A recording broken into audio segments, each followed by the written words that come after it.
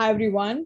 Welcome to yet another episode in the MBA workshop series for 2022-23 MBA applications by the Red Pen. Today we are going to be talking about crafting a compelling letter of recommendation. So we're just going to give it a couple of minutes and let attendees trickle in, and then we're going to get started.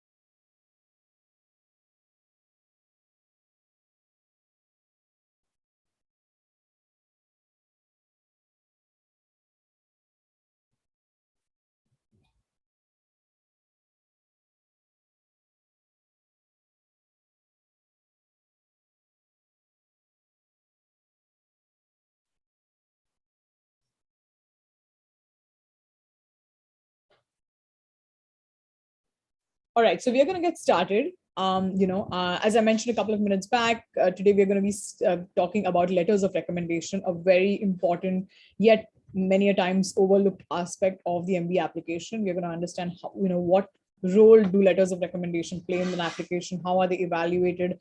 How do you craft a strategy for approaching your letters of recommendation, along with the other parts of the application? So I'm just going to spend a couple of initial slides as per the tradition, introducing the Red Pen for those of you who are joining us for the first time, and then I'm going to introduce our our lead consultant today from the Red Pen, who's going to take us through the webinar, and we'll take all the questions at the end. But I do encourage everyone to keep their questions coming. So if there's something I can answer during the webinar, I will try to. Otherwise, we're going to take questions at the end. All right, so moving on.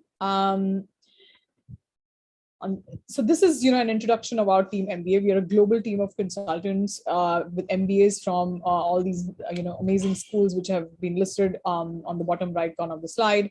Our applicants have received, 95% of our applicants have received, offers to their top 2 choice programs in the last application cycle alone, with $1.5 million USD $1.5 million worth of scholarships. Can we go on the previous slide? And one slide before? Yeah. These are some of the statistics from the last application cycle alone. Most of our applicants apply with us to global top 25 programs, primarily in US, Europe, and Canada. Yeah, that's the admissions team. We also have an admissions director, a past admissions director on our team, and a current admissions director as well. Next slide. These are our final admits in 2020, 2021. As you can see, you can see almost every top 20 school, top 20, 25 school right up there. And moving on to the next slide, the results are pretty consistent in this application cycle as well, with very strong admits across M7 schools. All right. So I'm going to introduce, the speaker for today. Please welcome my my colleague and a lead consultant at the Red Pen, Anju Goela. Anju has been with the Red Pen MBA admissions consulting team for the last 6 years, and she is, while she's definitely an expert across all MBA application components, she started off as a letter of recommendation specialist, and till this date, that is her strongest strength. I feel just on the heels of waitlist strategies. So I'm going to hand over to Anju, who's going to take us through the LOR strategy, and just make sure you all take a screen grab whenever possible, and whatever questions you have, please post in the Q&A box. Over to you, Anju. Thank you, Preeti. Hi everyone, and thank you for joining today's session. Like Preeti said, I know some of you are wondering, why are we having a webinar dedicated to letters of recommendation? We often hear candidates who think that this component is just a tick in the box. They ask someone to write the letter, ensure that it gets submitted, and they're happy that the application is complete. But remember, this can be a big mistake. You need to be far more invested in the recommendation process. The letters of recommendation are an important part of the MBA application. You've probably read or heard that LORs can make or break an application. And you must have wondered if that is true. Well, let me tell you, it is. You can improve your chances at a business school by getting and submitting strong recommendations. This is especially true if you are an applicant from an overrepresented pool. For instance, in India, there are a large number of male engineers working in consulting, finance, banking, PE, who apply to business schools. Most have very similar academic and career paths. It is very hard to differentiate amongst these candidates. Now, this is where LORs can help tip the balance in your favor by providing a unique perspective on you and helping you stand out amongst your peers. The essay questions, understandably, get a maximum attention. You're more focused on them, you put in a lot of effort on your essays, but do not underestimate the impact LORs can have on strengthening your application and your candidature. Letters of recommendation are an integral part of the MBA application that requires more work than you might think. Now, this process involves not only recommender selection, but also prepping your recommenders to champion your candidacy. Yes, please remember that recommenders are your champions. Business school gather a great deal of information from you in your application, but they don't stop there. They require you to submit recommendations from people willing to vouch for your candidacy. The admissions committee wants to hear about your professional experience and accomplishments from current and previous supervisors at work. They want to know about your skills and strengths and learn about your work experience beyond what is covered in your essays, resume, and the form. Therefore, letters of recommendation serve a dual purpose. They corroborate what you've said about yourself in other parts of the application and also add to it by giving a different perspective on you. Now, all other components, whether it is the essay, the form, or the resume, present your perspective and point of view. Only the LORs present a third-party perspective on your application, on your candidature. Therefore, they're valued by schools. So in this session today, we are going to discuss who makes for a good recommender and how you can coach your recommenders to provide strong recommendations. Now, these are the topics that we are going to cover in today's discussion. I'm going to discuss each one of them in the subsequent slides. Let's start with what is a letter of recommendation. So a letter of recommendation is a personal opinion. As I mentioned before, it's a third-party perspective on you, okay? And it corroborates facts that you've said about yourself in the rest of the application. Again, as I mentioned earlier, it provides a different or an additional perspective on you, and it highlights skills that are valued by schools. For instance, I'm sure most of you are aware that HBS looks for strong leadership skills in their candidates. So if your recommender can highlight your leadership skills through relevant examples, it is going to add to your application and your candidature.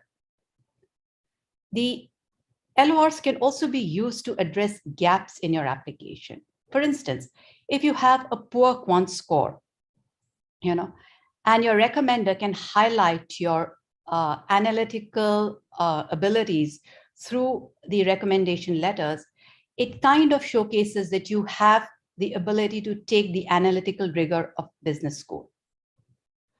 Please remember that the information provided in the LORs has to be very specific and not generic. If it has to add value to your application. Let's talk about the LOR requirements for different schools. Mostly schools require 2 letters of recommendations, and these are professional recommendations. No, the regular MBA programs do not accept academic recommendations. Okay, only the 2+2 and deferred MBA programs accept academic recommendations. Now, all M7 schools except MIT Sloan and CBS require 2 letters of recommendations, along with other schools like NYU Stern, Berkeley Haas, Yale Sohm, and other schools mentioned there. There are programs like the MIT LGO, which require 3.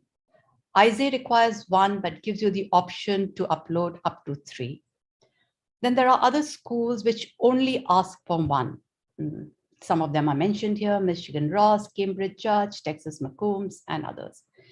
Now, when a school asks for only 1 letter of recommendation, you cannot upload a second one. They're very clear that they only want 1, so stick to 1. There are other programs like Georgetown's McDonough, UVA Darden, Duke Fuqua, Cornell Johnson, which require 1, but give you the option to upload a second. Now, when this happens, we normally advise candidates to submit a second letter of recommendation, especially if it can provide an additional and a wider perspective on you.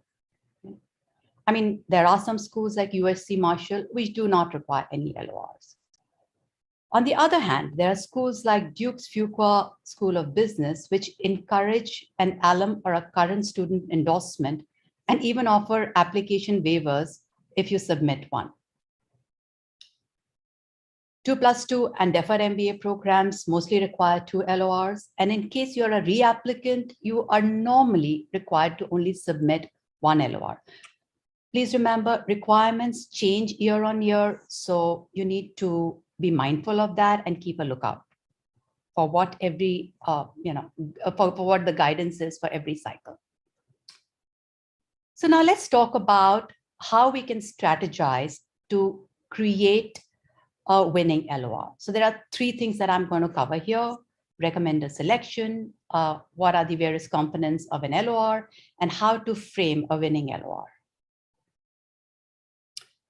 The recommender selection is the first and most crucial step in the LOR process.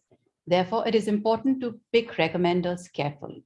Now, there are certain criteria that we use for selecting your recommenders. Remember, your recommenders should know you well and should have worked very closely with you. They should think well of you and be able to give positive feedback on you. They should also be able to highlight your skills and strengths with relevant examples. Typically, the first recommender should be your current supervisor. The second recommender can be anyone from your current or previous organization. Now, when you pick a recommender from your previous organization, please remember that you shouldn't have worked with him or her too long back, normally 2 years. Okay? Otherwise, the perspective is very dated. And there's something very important that I want to mention here. While picking recommenders, please remember that designations are not important. You need to pick someone who knows you well, has worked very closely with you, and who's going to speak to your skills and strengths. So you'd rather get a recommendation from your immediate supervisor, as I said, who's going to speak to your skills and strengths, than the CEO, the CXO, the partner, a director of a company who barely knows you and who's not really worked closely with you and is going to give you a very generic, generalized letter of recommendation. That is going to defeat the purpose of this component of the application. Peer recommendations are not advisable. Schools are not very happy about peer recommendations, primarily because they think peers are your friends and they are prone to giving you very positive feedback. Also, they lack objectivity. Now, if you are from a family business background, please remember that your family members cannot give recommendation letters. schools do not accept recommendations from family members.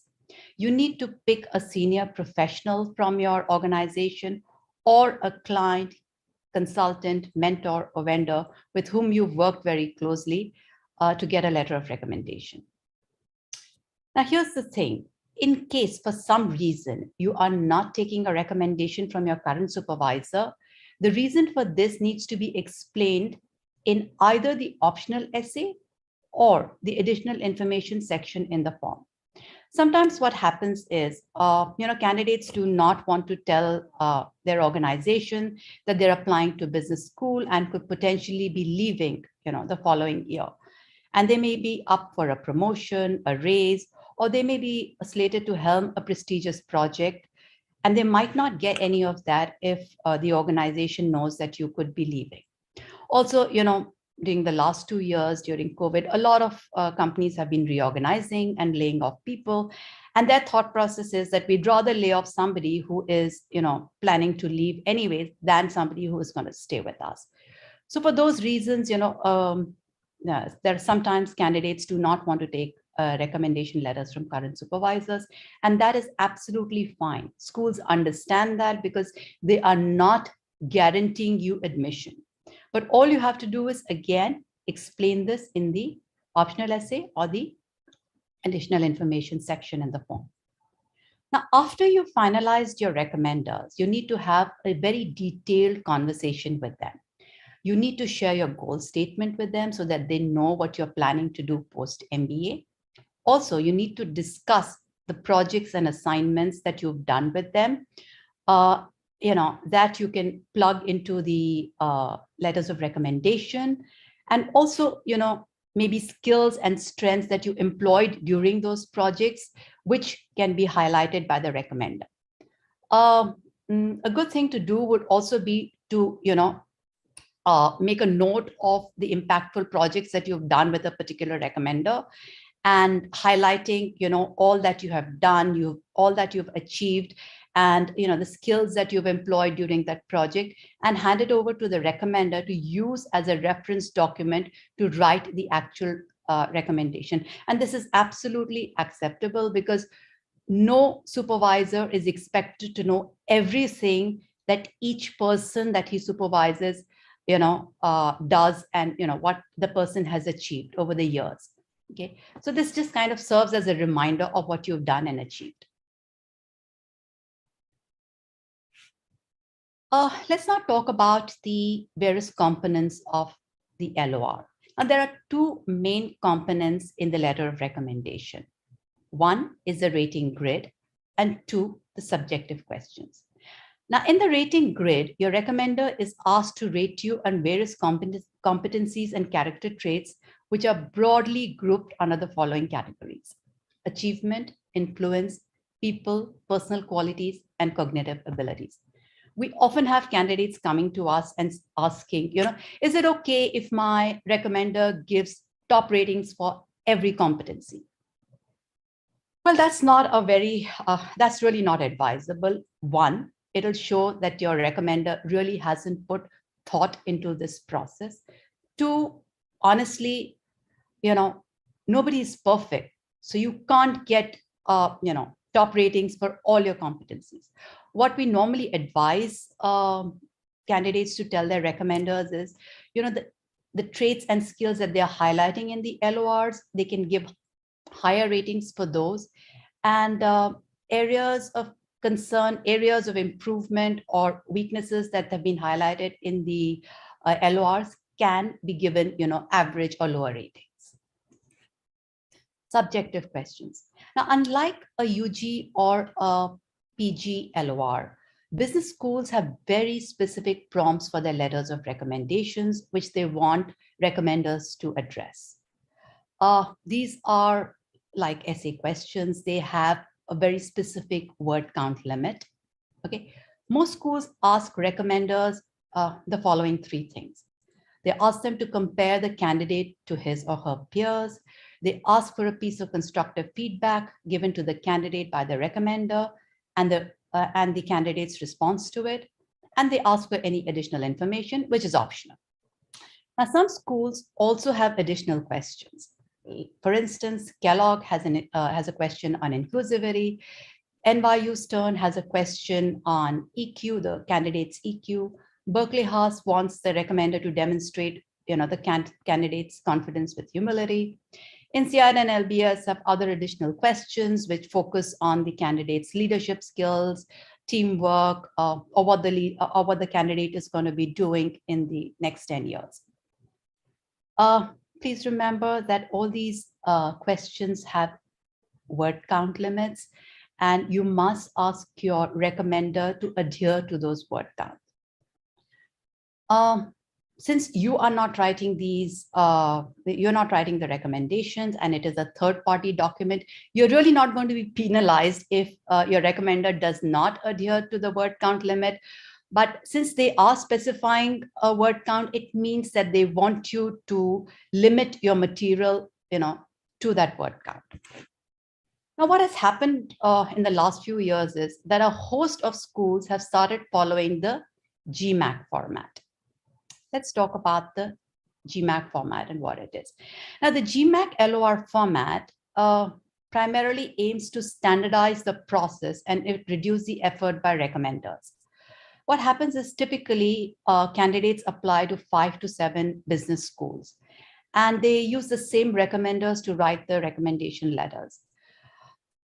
All these recommenders are senior people, they're very busy people, and they may not have the bandwidth to write, separate letters for each of these schools. So a lot of schools have started adopting the GMAC format, which standardizes the process, and they have certain very specific questions which the recommender is supposed to answer, and that can be uploaded for all the schools which are part of this, which have adopted this format.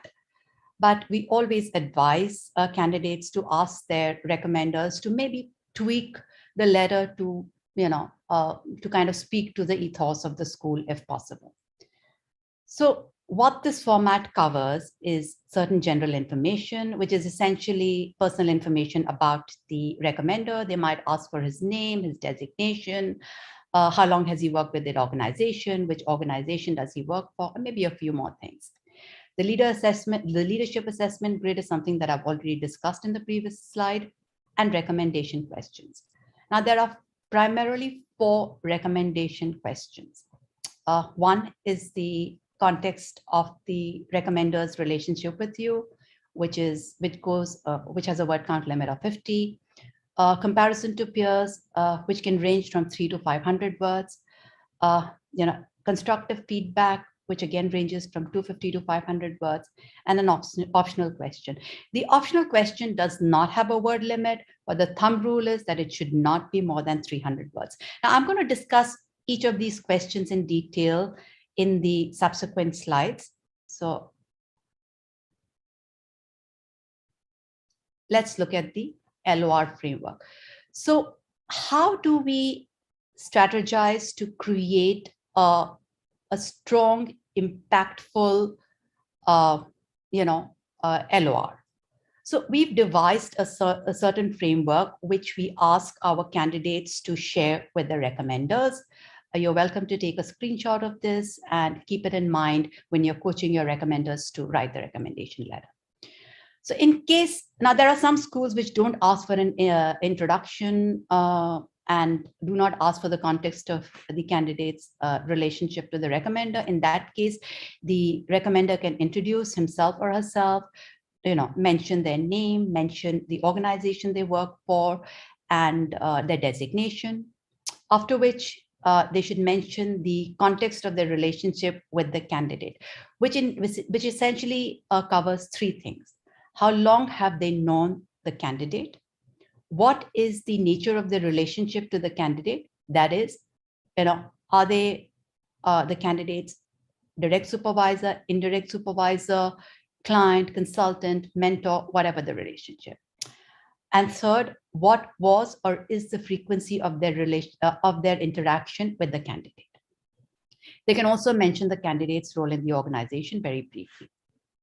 Then we come to the crux of the recommendation letter, which is comparison to peers. Now, typically this is 500 words, and we recommend that you split this into 2 sections. Okay, standout features and highlighting your skills and strengths through relevant example. Now, since this has about a word count limit of 500, we give 100 words to your standout features, and the balance 400 words are used to quote examples which will highlight your skills and strengths.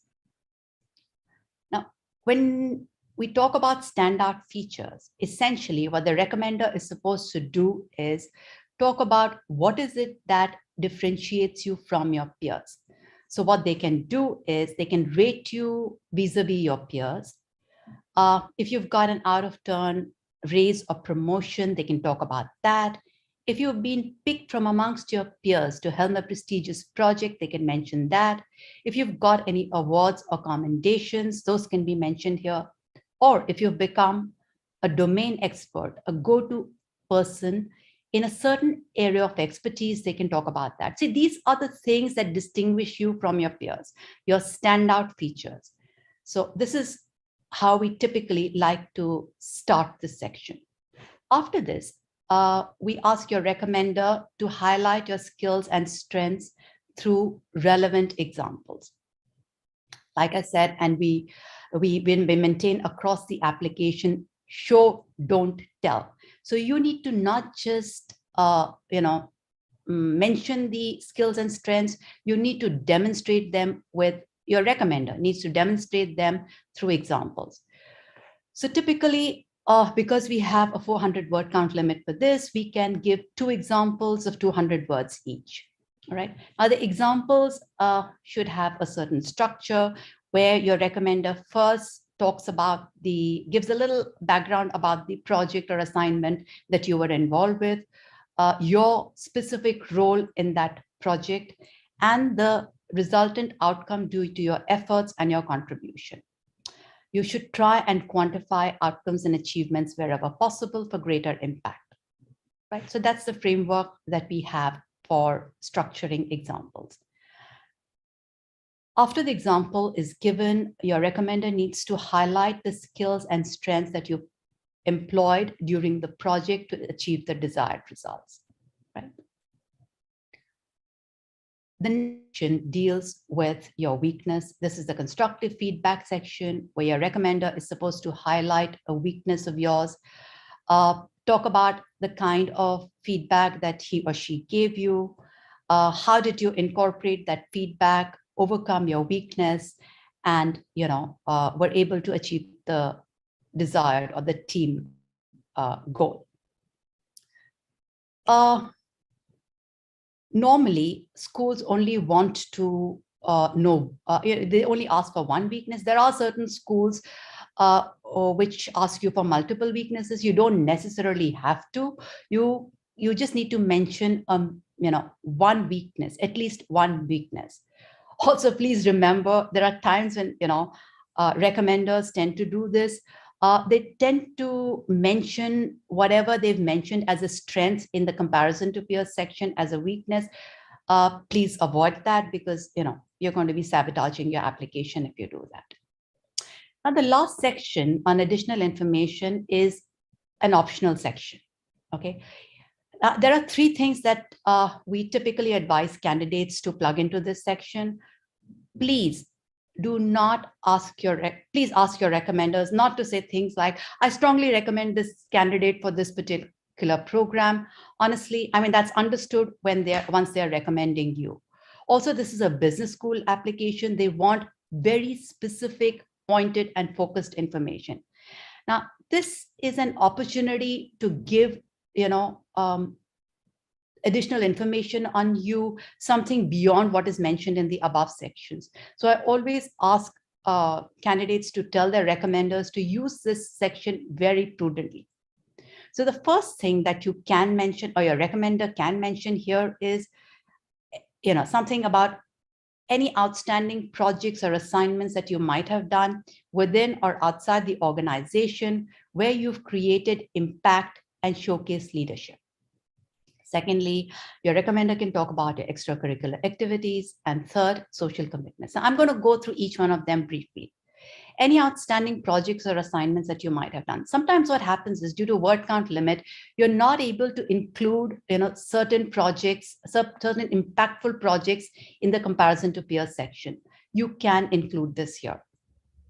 Otherwise, what also happens is that sometimes you might have worked with another vertical head or another function head, and your recommender can then talk about that and say, oh, I'm aware that X candidate has worked with my counterpart in the finance department, in the manufacturing department, whatever, and this is what he did, and this is what he achieved, and these are the skills that he employed. Typically, we like to use this section to highlight your leadership skills. Remember, leadership is a non-negotiable skill. All schools across the board look for leadership in their candidates. Now, the next thing that your recommender can talk about is your extracurricular activities. Now, the understanding is that your recommender is someone who really knows you well, and you share a good rapport with him or her. But again, it's not enough for him to say or her to say that, well, X student plays cricket or football, or, is a good singer, musician, dancer, or is into adventure sports. I mean, fine. A lot of people do that. So what? What we need to do is two things here. We need to talk about the value that that particular activity has inculcated in you, which you brought to the workplace. Two, if you've used that activity for the benefit of the organization. Let me explain what I mean. Suppose you play football. Now, football is a team sport. And no matter how good you are, you're never going to win a match unless and until the entire team performs. Okay. Therefore, you need to understand the individual skills and strength of each member of your team, because everybody is playing at a different position and they come with very specific skills and strengths. And you need to leverage those to win a match. So your recommender can say, I know that X candidate or X person has been playing football for the last 10 years. I'm aware of this. You may even be representing the company, in intercorporate sports and stuff like that. So I'm aware that, he plays this, he's been doing this for the last 10 years, and he understands the importance of teamwork.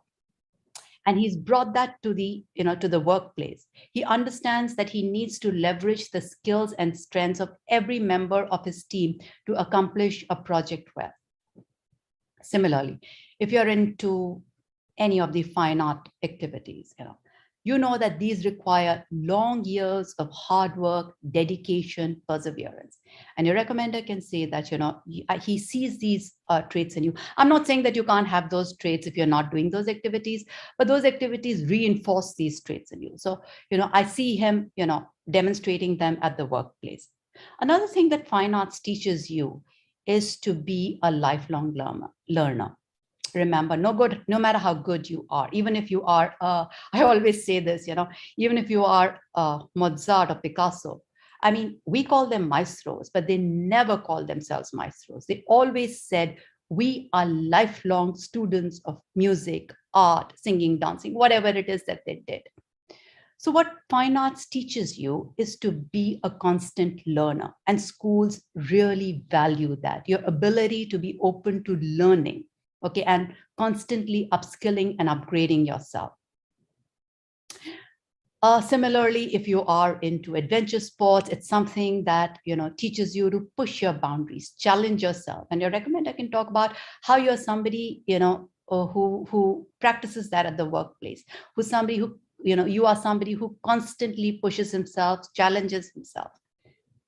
The other thing that you can do with your extracurricular activities, as I said, is use it for the organization. I have worked with candidates who organize interdepartment football matches, cricket matches, who organize treks for their colleagues and subordinates. Now, what these activities do is provide a platform for colleagues and teams to meet, to get to know each other, to bond. And, this promotes a sense of camaraderie. Once you know each other, and you are better bonded, it translates to a better work environment. Social commitments. again, since your recommender is not directly involved in this activity, sometimes, of course, they may mentor you, but if they're not involved in these activities, you need to have a discussion with them, not just about what you're doing, but the impact that you're creating through your work. Okay. Remember any example or story that you plug in any part of the application. And I'm sure my colleague, Natasha mentioned this in her webinar on essays last week. You need to focus on the impact that you create through your contribution and the skills that you've employed to achieve the desired results. So please do that here as well. Right, so, there are certain questions that you need to reflect and brainstorm on while you're strategizing for your LORs with your recommender. Leadership. Like I mentioned before, leadership is a non-negotiable trait, and you need to be able to highlight it in your application in some form or the other. So when it comes to leadership, you need to think about whether you've led a team successfully to achieve, the team goal. I often get this question, where candidates say, but we've never led a team. So how are we going to show our leadership skills? Please remember, leadership is not just about leading teams. And I understand that, you've only worked for 3 years, 4 years, and there are certain industries where you don't really get to lead teams at that age and stage in your career. So you need to think beyond just leading teams. You need to think of whether you've mentored somebody. Have you empowered somebody to be able to achieve their desired goals? Have you taken complete ownership, end-to-end ownership of a project, and executed it independently, delivered the desired results? All these things can be used to showcase leadership. Values. Again, my colleague Natasha spoke about this last week. And if you haven't attended that webinar, please do. She went into great detail on how you can think about the values that you want to project. So what are the values? You need to really think about the values that define you.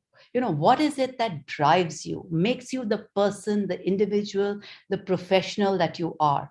Is it dynamism? Is it independent thought or action? Is it zeal? What is it that defines you?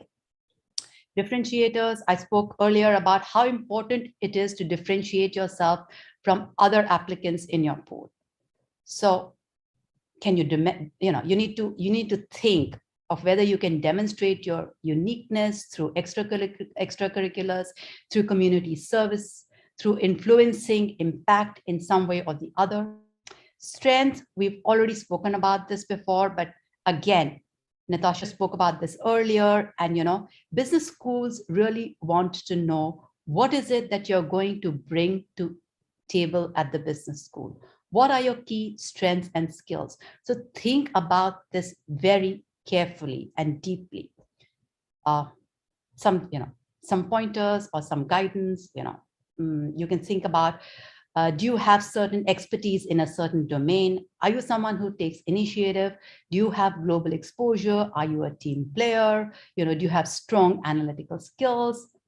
And, of course, anything else specific to, your own profession and what you're doing. Weaknesses and failure, we already discussed this in the previous slide, so I'm not going to go into details here. Right. So besides the questions that we discussed earlier, sometimes schools frame their questions a little differently, like Wharton does.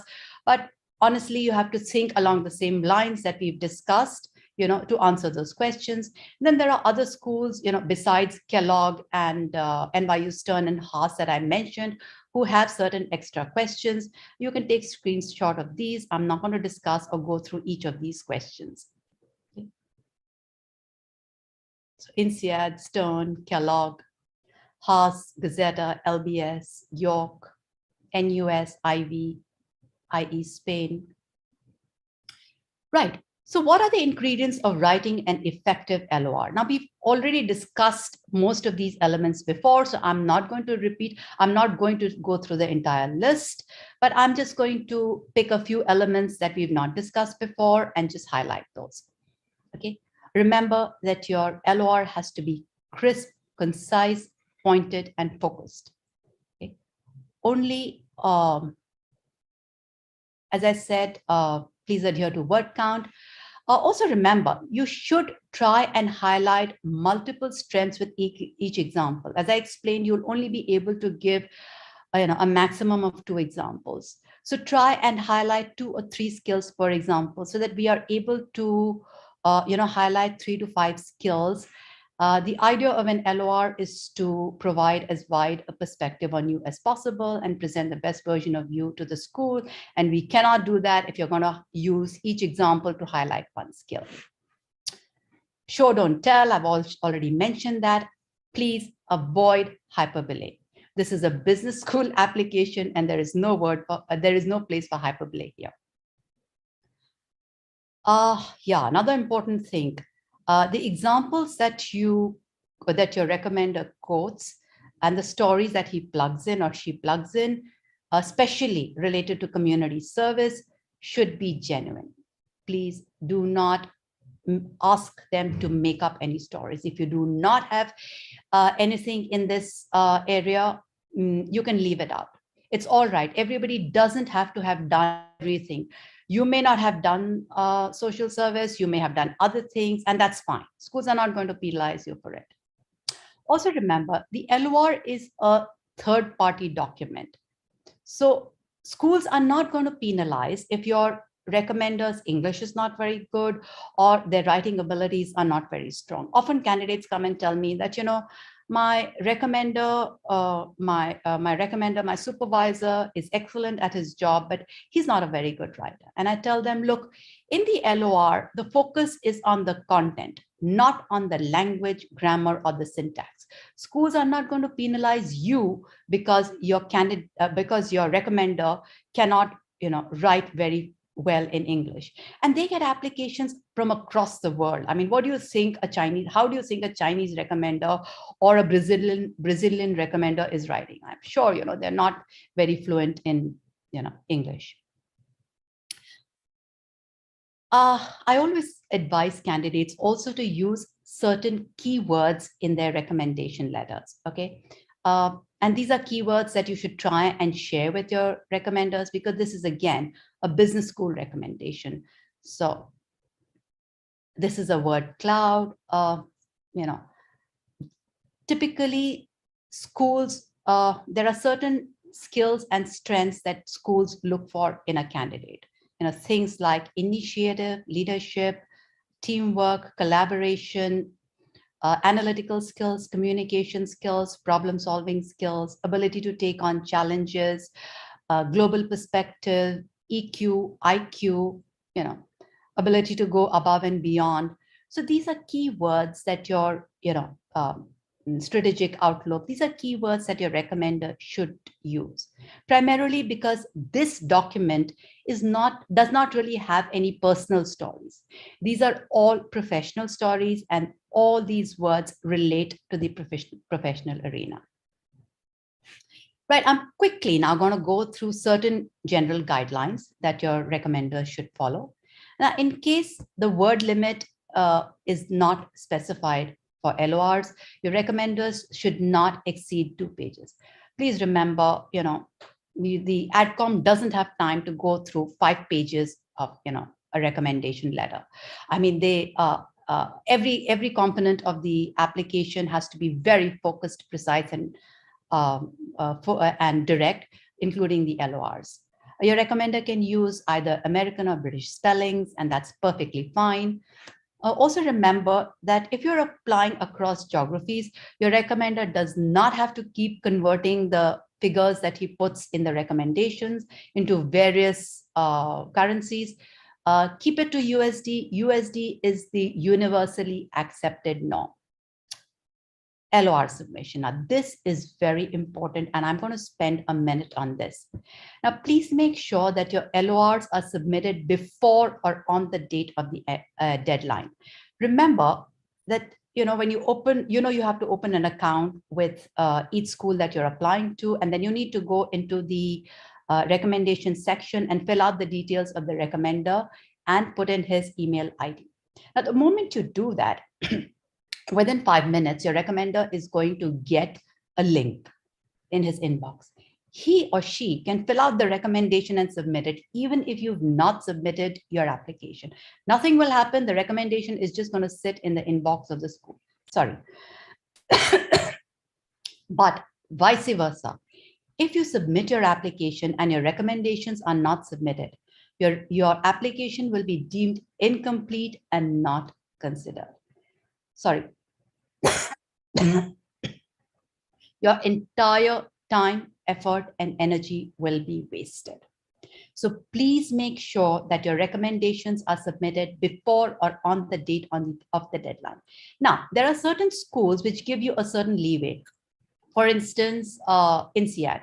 INSEAD says that, they give you a 48-hour window after the deadline to submit the recommendations. I strongly advise you against taking this leeway. Okay, I'll tell you why. Bizarre things happen. Last year, we had a candidate whose recommender said, right, go ahead, submit the application. We have 48 hours. I will submit the recommendation. Now, next day, he fell sick. He was diagnosed with COVID and was unable to submit the recommendation. Now, there are two problems here. One, when you've submitted your application, you cannot change the name of your recommender. Till the time you've not submitted the application, you can go and edit that section and change your recommenders, but now you cannot. Then you have to keep going back and forth with the school, requesting them to allow you to change your recommender. I'm not saying that schools don't allow that, but it's a very, very stressful and painful process. And then they'll probably give you a 24-hour window to submit, another recommendation. You have to scramble, you have to find a new recommender, scramble together something and, put in a recommendation. And when you have to do this within 24 hours or for all practical reasons, 12 hours, you're going to end up doing a shoddy job, and the recommendation is not going to serve the purpose that it's supposed to. So I always advise candidates, please make sure that your entire application is submitted at one go. Another thing, please ensure that all facts, figures, achievements mentioned in the recommendation letters are consistent with the rest of your application. This is why it is very important that you have that discussion with your recommender, right? If there are any discrepancies, schools are going to go by what your recommenders are saying because they are your seniors, they are your supervisors, right? And it will seem that you falsified information and it'll go against your candidature. It won't reflect well on you. So please make sure that everything that you're mentioning in your essays, in your forms, in your resume, in specific, is consistent with what your recommenders are mentioning in the LORs. Another thing, you need to submit official email IDs of your recommenders. Again, if for some reason this is not possible, this has to be explained in the optional essay and the additional information section in the form. What happens is there are certain companies which do not allow their officials to use their email ID for anything outside of official purposes. Otherwise, sometimes what happens, especially in case of your previous, a recommender from your previous job, he or she might have left that particular job. They may be on a break, they may not be working, and you might have to, provide their personal email ID. It is fine. Schools understand all of that, so long as you have a logical, legitimate explanation for it. Right. The last thing that I want to say is always, always, always waive your right to view the recommendation. When you're filling out the recommender's details, they will ask you, do you waive your right to view the recommendation? Please say yes, because schools do not want you to be looking at your recommendations. They want these to be completely and absolutely objective. So that brings us to the end of this presentation, and now we can take questions. Preeti is going to come on and moderate this. Well, thank you so much, Anju. I think, as usual, I think I learn so much from you every time, you are either talking about letters of recommendation, waitlist strategies, or, other aspects of how to, build leadership capabilities, because leadership is one thing I remember, you talking about during our initial conversations when I was, new at the Red Pen.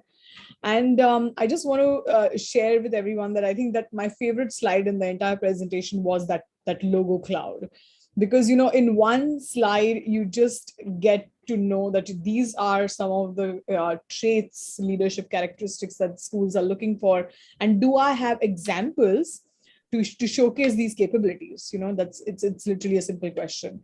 I do want to also say that while this was just a 30-40 minute kind of a presentation that Anju has given to us internally, to all the internal consultants, she has given a much longer presentation. So I know that there is a lot that goes within in a letter of recommendation from a strategy perspective and from an execution perspective.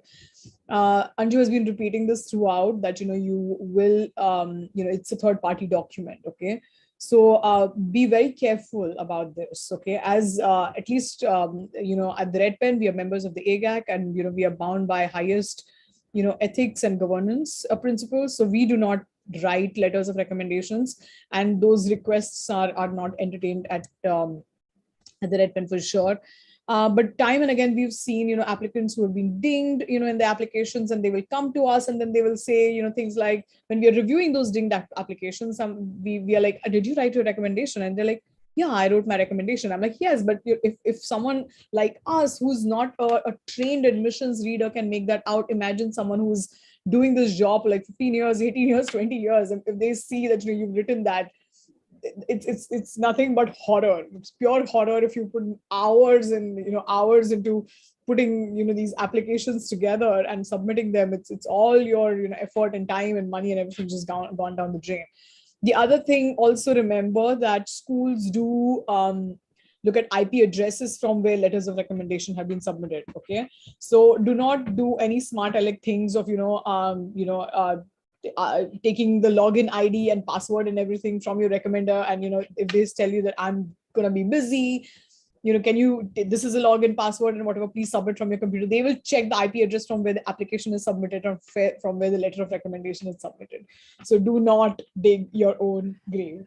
Okay. Thank you, Preeti, for mentioning those two things. I should have actually included them in the slides. No. I listen. I think I know you have a lot.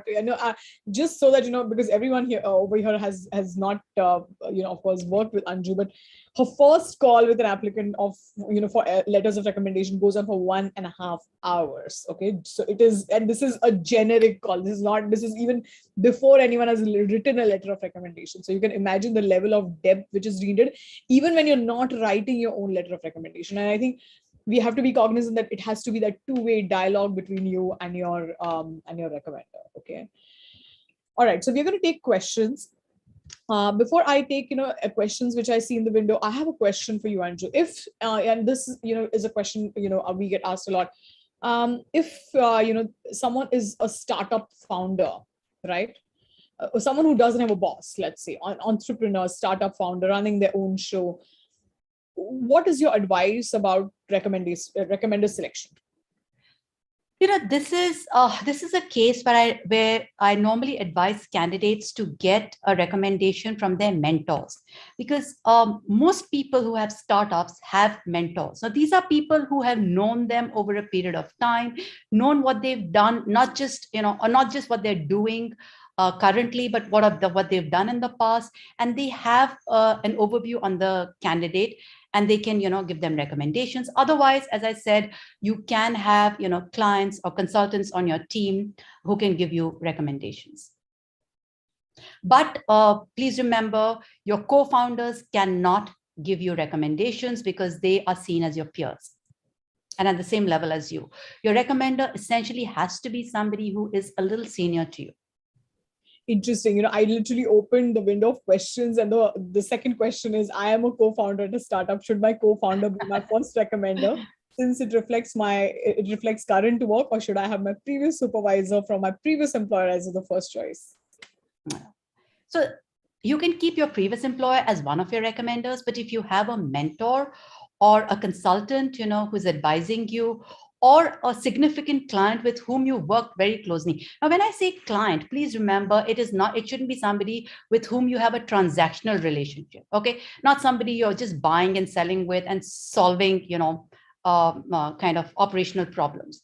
But let me give you an example. So we have, I'm currently working with a candidate who works with a tech firm, and he is assigned to a multinational company, and he is going to, implement certain tech tools and, improve certain processes over a period of, a year or 2 years.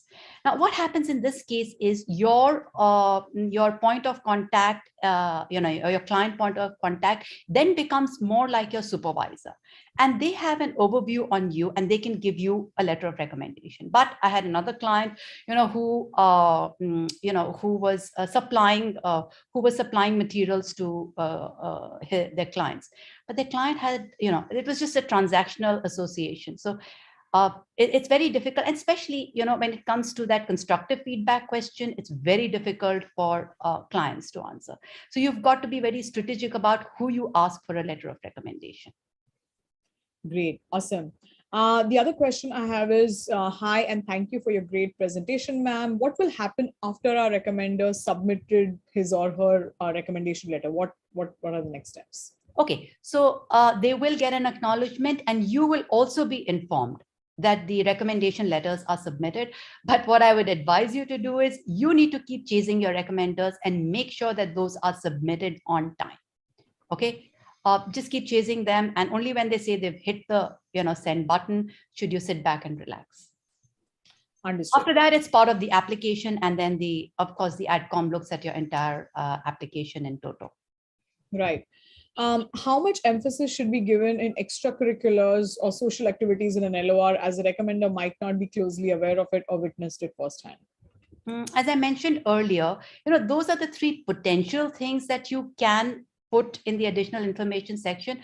But I work with candidates who say that my recommender, does not have an overview of my extracurriculars or my social commitments, and that's fine. And or he or she is not comfortable mentioning them. That's absolutely fine. Okay, I'm sure it's there in your resume. So yeah, it doesn't matter. Here, the purpose is not just to talk about what you've done or achieved, but essentially to highlight certain skills.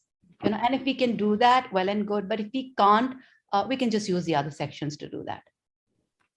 I agree with you, Anju. I mean, at the end of the day, the letter of recommendation is not meant to be a corroboration of every single thing that you've written in the rest of your application. So you still have, the application form and the resume to showcase your extracurriculars and other things. There'll be space sometimes in the essays if you're like, talking about, an essay allows you that, that bandwidth to kind of talk about something personal. You can bring about those skills over there. But I think that's pretty straight and clear that extracurriculars and it's fine. It's character traits that you need to focus on. Leadership skills, leadership traits. What is your advice for someone who's working for a single wholesaler? I don't understand what you mean by a single wholesaler. Yeah, Vishal, I think we will need more context about this. When you're saying of working for a single wholesaler, are you saying that you just have one customer and client and you're the sole owner of business? We will need some more context on this one, if you can provide that. So if I understand correctly, and if you are, let's say, a sole supplier to a wholesaler, or if you're only, if you're not a supplier, whatever, if your only point of contact is, the wholesaler, then again, I would go back and advise you to get a recommendation from, a mentor or a consultant. I'm sure there are other people that you work with. People normally have consultants for their organization, and you can leverage those people. But as Preeti rightly said, we will need a little more context. I'm happy to answer your questions if you can mail them to us at the ID mentioned here. I think that's a great point. I think, guys, there is a code on the screen which allows you to kind of reach us instantly. So you can scan that code, or there's an email address as well on the screen if you want to reach out to us. Perfect. Awesome. The other question is, when asking for recommendation from a previous employer, how much time gap is considered okay? Normally, you should try and get a recommendation from someone you worked with not more than 2 years ago. See, typically what happens is when people, when candidates are applying, they have about 3 to 4 or maybe 5 years of work experience. I mean, there are candidates who have more, but largely people have 3 to 5 years of work experience. So if you ask someone to give you a recommendation who knew you just at the outset of your career, I mean, you were probably a 22-year-old something who was assigned to do operational tasks. There's not much that he, his perspective is dated. There's not much that he can say about you. You've really grown, evolved, and, since then, and, today, and maybe in the last 1 year or the last 1.5 years, you've taken on a lot more responsibilities, maybe a leadership role, and it's easier to bring out your skills, strengths, and traits, in the last 2 years than it is, when you really first started out. Okay. Can we use someone from a community club as a recommender if you have held a position in the club? Okay, now I'm going to circle back to that point about designations. Now, just holding a position or a senior position at a certain community club is not enough. I mean, that's fine. But even if you haven't, if you've done some very impactful work for that club, and your senior or superior can speak to your work and highlight certain traits and skills, then it makes sense to take it from them. I've worked with candidates, I mean, there are a lot of candidates these days who, for instance, advise government on policy. Okay. And they're doing a lot of impactful work outside their regular job. Go ahead. I tell them, go ahead. Fair enough. You're doing some very impactful work. Take it from, the bureaucrat there or the minister there. Okay. And again, not because of the designation, but because of the work that you've done. Similarly, if you work for an NGO, you've helped strategize for them. You've helped them take them from level A to level B. You've created impact either for the NGO or for the demographic that they serve. And, really made a difference to the lives of, the people that they are catering to. Yes, definitely go ahead, take a recommendation from them. But taking a recommendation only because you hold a certain position or designation is not advisable because you may not have enough material to plug in there. Understood. There's a question about military, and I think I think it brings a smile on my face because Anju comes from an army background, and whenever we have clients coming to us from army backgrounds, her insights are invaluable about how the Indian military or around the world how it functions and how you can set yourself apart as an applicant. So the question is also true for those in military. They are not allowed to reveal their organizational charts. Is it okay if we haven't had any recommendation from military years, if you don't have a recommender from those years? No, I'm sorry, I didn't understand. You're not allowed to reveal. No, they're saying that in military, they are not allowed to reveal their organizational chart. So if you don't have a recommender from the time that you were in military, is it okay? Look, if you spent a significant part of your life in the military, then you should take a recommendation from there. We've worked with military clients, all right? Now, what happens is, let's say you worked for 7 years, 8 years, or 10 years in the Army, Air Force, or Navy, and then you took premature retirement, or you were on short service commission, and then you've moved on to do a corporate job, and you've only worked in your corporate job for 2 years. The thing is, if you don't get a recommendation from, the armed forces, the ADCOM is going to wonder, you spent 6 years, 8 years, 10 years there, and you have nothing, you don't have a recommender from there who has something to say about you, could be a red flag. And then you work for 2 years in the corporate sector and you want to get both your recommendations from there. So while you're not allowed to reveal your, they're not asking for the organization chart, honestly, they're just asking for a senior. So if you are, let's say, a lieutenant or a second lieutenant, you can just take it from your immediate supervisor, a captain. And all that person has to say is that I've supervised this person, in X capacity. They do not even have to reveal their designation if they do not want to. And they can say that this is confidential. That's fine. Understood. The other question we have is, should they be informed of or waiting for any potential calling from schools? What if they can't talk English very well? Is it going to stay on paper or does it go any further? a very interesting question. So here's the thing. There is MIT Sloan, which besides your letter of recommendation, last year they only asked for one. Before that, they used to ask for two. What they do is they ask for two referees. Okay. And these are names of people you worked with, and they can call these people. Okay. Also, your regular recommenders, schools state very clearly that they may reach out to them and talk to them. Again, schools are not really going to penalize you because your recommender cannot speak very fluent English, so long as he understands what the AdCom is asking for and is able to address that query. Normally, schools only call up a recommender. It's very, very, very rare. And I have worked with more than 400 to 500 candidates. I've only seen this happen once or twice. And the reasons for this happening is, if there's a red flag in your application or your recommendation, or if they want to know a little more about you. I mean, they like what your recommender has written, but because of word count limitation, they can't go into too many details and they want a few more details. Or if they're really keen on your candidature and they want a little more additional information from your recommender. These are the three scenarios where they actually reach out to your recommender. And it's fine if you're a recommender, and they're not just going to pick up the phone and call them. Okay, they are going to ask you if can we reach out to your recommender? What is the mode of communication that you prefer? Is it email or is it a phone call? Even if they're going to make a phone call, they are going to reach out to your recommender, ask them for a convenient time, and your recommender can have a conversation with you in between. So keep your recommender apprised about that. Schools know that, if you're applying in the US, you're in completely different time zones and everybody is a working professional. So they're not just going to pick up the phone and call your recommender. They're going to reach out to them, fix up a convenient time and then call. Or they're going to email.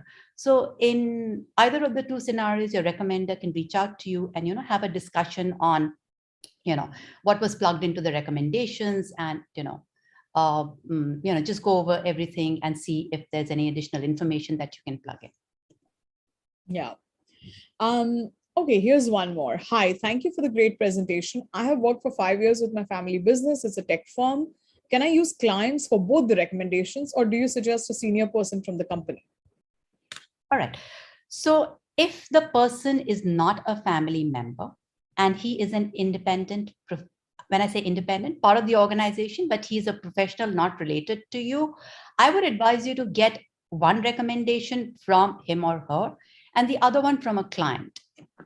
Okay. Again, as I said, clients, unless you're very, very, very closely involved with them, find a little difficult to address the constructive feedback section, and they're not really happy talking about, giving any additional information. So yeah, you can take one from your, the professional who's working in your organization, and he has to be senior to you. So if he is, if you are the director of the company, he should be either on the board, or you can show him as somebody who's your mentor. Yeah, I was just going to say the company. He can't be, he can't be somebody reporting to you. Yeah, but again, if this person is on the board, you should still have worked in, in close capacity with this person for them to know you enough to vouch for you. Is that right? Or because you are, part of the company, or you're part of the senior management, somebody who is very senior is normally also a mentor.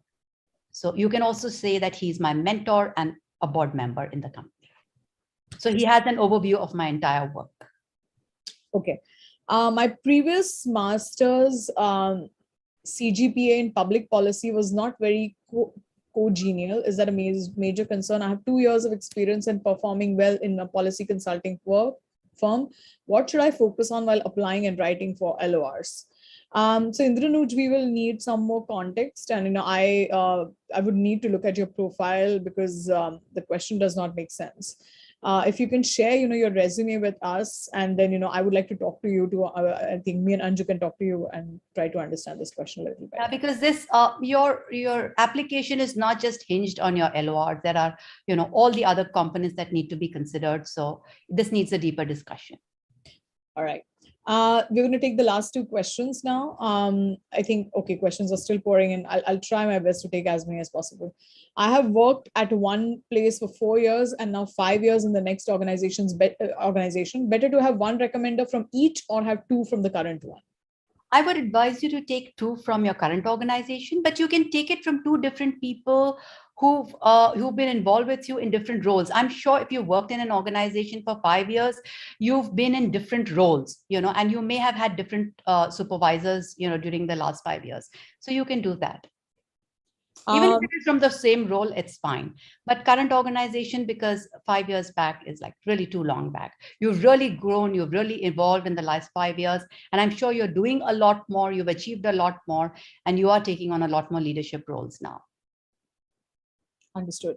Ma'am, I didn't understand your point when you advised us about waiving the right. What purpose does it serve? So I knew there would be someone asking this question. Waiving the right basically means that, you are waiving your right to have access to the letter of recommendation. So it will, like, they are asking you that, do you want to have, the right to see your LOR or no? And usually we say you waive the right, which means that, it's okay for you to not see your LOR. So that there's an appearance of governance and no sort of ethical issues that you have had access to the LOR or you want access to, what your recommender is trying to say about you. See, this is supposed to be an independent document, okay? So you're actually not supposed to see what your recommender submits. Okay, you can have a discussion, you can decide on, what, your recommender should plug in, but what he actually writes is something that you should not see. Okay, now the last question: for work experience more than 8 years in different sectors and functions, is it okay to get recommendations from people from a sector where you worked before 2 years? Because in the webinar, it was mentioned that last 2 years should be taken as time frame. Now, you worked for 8 years, so you have, substantial amount of work experience. So taking it from someone you worked with 3 years back or 3.5 years back is fine.